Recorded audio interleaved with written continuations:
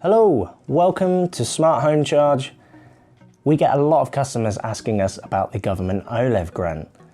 They ask whether they can claim this funding more than once, whether they need specific vehicle to be able to claim it, and they ask a few questions around the off-road parking as well. So today we're going to look at the ins and outs of the Government OLEV Grant.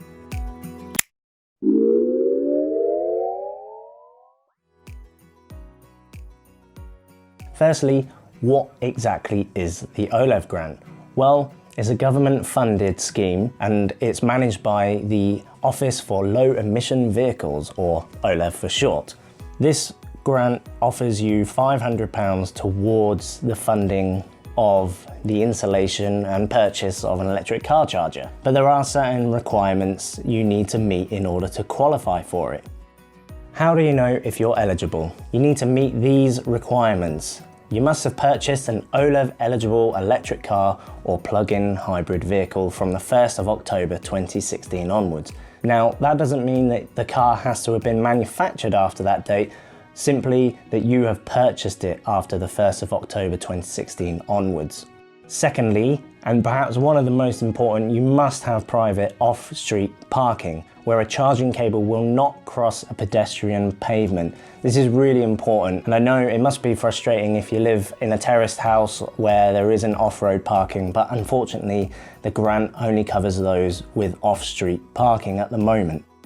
The charger must be OLEV approved. All our chargers at Smart Homecharge are OLEV approved, but I'll include a link in the description below where you can find the full list of OLEV eligible chargers.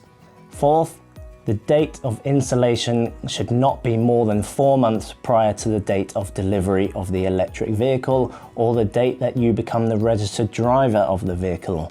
So that does mean that there is a specific time frame in which we need to do the installation. So just bear that in mind if your vehicle is a few months away from being collected or delivered. Finally, you must use an OLEV approved installer.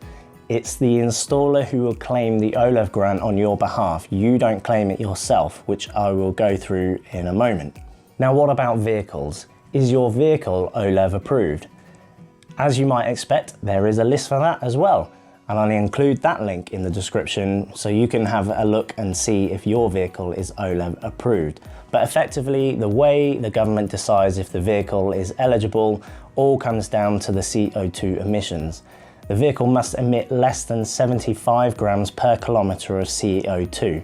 Obviously that means all fully electric vehicles are OLEV approved, but it does mean some plug-in hybrid vehicles are also OLEV approved. Just be vigilant here because some plug-in hybrid vehicles have more than one engine size or engine type, and it might mean that one model in the range is OLEV approved, but perhaps one with a bigger engine and therefore higher CO2 emissions might mean that it's not eligible. So don't assume that just because Porsche Panamera on the OLEV list is approved as a vehicle, that all Porsche Panameras are OLEV approved. They're not.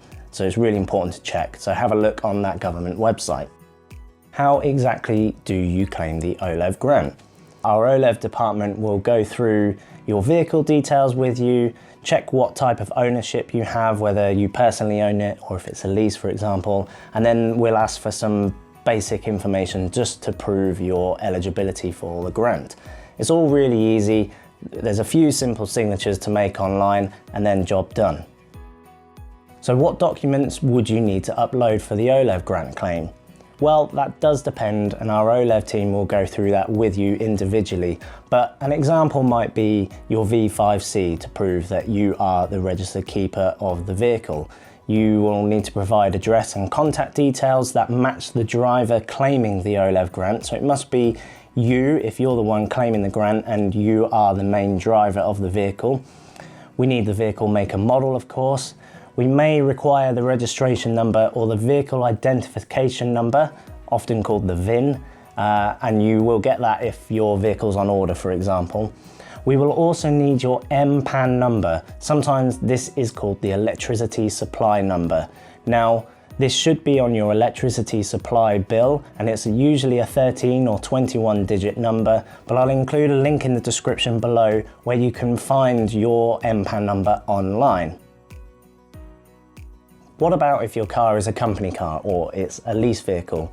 Well, the same process applies, but we may request some additional information such as a letterhead from the business proving or stating that you are the primary user of that vehicle. That's just one example. There are many other examples, and like I said before, our OLEV department will go through that with you personally.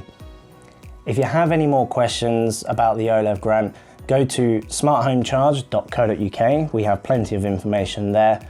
And if you want more content like this, then click subscribe and hit that like button down below. It really helps us out. See you next time.